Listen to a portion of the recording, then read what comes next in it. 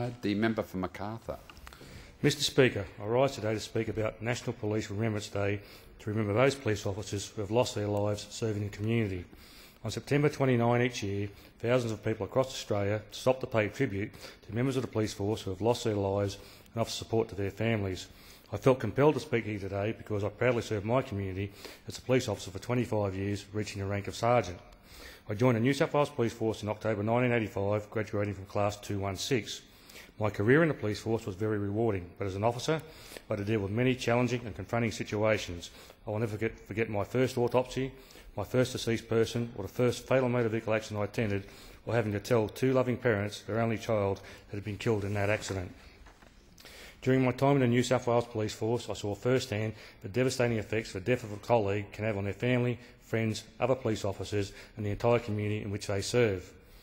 A death within the force is a solemn reminder of the dangers our police face and the risks they must take every time they go to work to keep our community safe. Like any member of the emergency services would know, it takes a great deal of courage to leave your own family behind to protect those you have never met each time you go to work. When an officer is killed in the line of duty, there's no telling how many police officers are affected from all over Australia. Many officers reconsider the risks they take every day and the family members they would leave behind if something were to go wrong. Mr Speaker, the camaraderie in the police force is second to none. That's why so many police officers and former members of the police force will stop to remember their fallen comrades on September 29. Even if they don't personally know an officer who has been killed, they know how easy it could be for a day at work to turn into a horrible nightmare for themselves or their colleagues. It was great to see more than 900 police officers took part in a wall-to-wall ride for remembrance on the weekend. Officers travelled from the Police Wall of Remembrance at the Domain in Sydney to the National Police Memorial in Canberra. As they travelled south, they were joined by police officers from Australia's other states and territories. The ride is a great tribute to those officers who have made the ultimate sacrifice, protecting the community. It not only commemorates the sacrifice they made by fallen officers, but it raises money for loved ones they've left behind. Mr Speaker, earlier this year I spoke about two courageous police officers who were killed whilst on duty. Detective Senior Constable Damien Leading was killed after responding to an armed robbery and hostage situation on the Gold Coast in May this year. Constable Leading was described by his family and peers as a great father, a top bloke, a larrikin and a hero. His death had a devastating impact on the Gold Coast community and police officers across the country.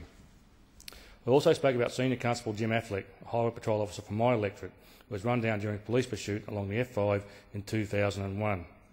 Jim was laying road spikes to stop a stolen vehicle when he was run down at high speed. I remember that day like it was yesterday, as would many others in Macarthur. After his death, Jim was awarded the Commissioner's Valour Award for exceptional bravery. Jim was dedicated and a professional police officer, and his death shocked not only the police force, but the entire Campbelltown community in which he served. The deaths of these two officers, as with any other police officer killed on duty, demonstrates the dangers members of the force put themselves in every day to keep our community safe. Mr Speaker, I join many people in the Macarthur electorate who have the utmost respect and admiration for members of the police force. These men and women take great risks every time they go to work, and they deserve the utmost respect by the community for risking their lives to protect others. Macarthur has more than 300 police officers working in Camden and Campbelltown local area commands, serving the local community. These men and women work very hard to fight crime and keep our residents safe. Away from work, they are normal people with loving families who have high hopes, dreams for the future. At work, they are brave and courageous men and women who do everything they can to protect my electorate. Over the years, I've met many of these officers who love their job serving the community in this way, but no matter how much they love being a police officer, they all know the risks and dangers they face every time they put their uniform on. In New South Wales alone, we've lost more than 240 police officers in the line of duty since August 1803, through a variety of causes. These include being shot by bushrangers, drowning whilst crossing a creek, being shot by an offender, being assaulted, motorbike accidents during a pursuit and other motor vehicle accidents. No matter how they died, it is terribly sad when the men and women who have dedicated their lives to protecting others are killed while doing so. Mr Speaker, in the lead up to National Police Remembrance Day next week, my heart goes out to the families of all police officers who have been killed in the line of duty. I offer them my heartfelt condolences. I am sure they share with me the hope that one day society will understand and respect the great undertaking that is required to serve as a police officer. Until then, I'm sure the brave men and women of Australia's police forces will continue to protect their communities despite the dangers they face and the harsh reality that some may not return home to their families. Thank you, Mr Speaker.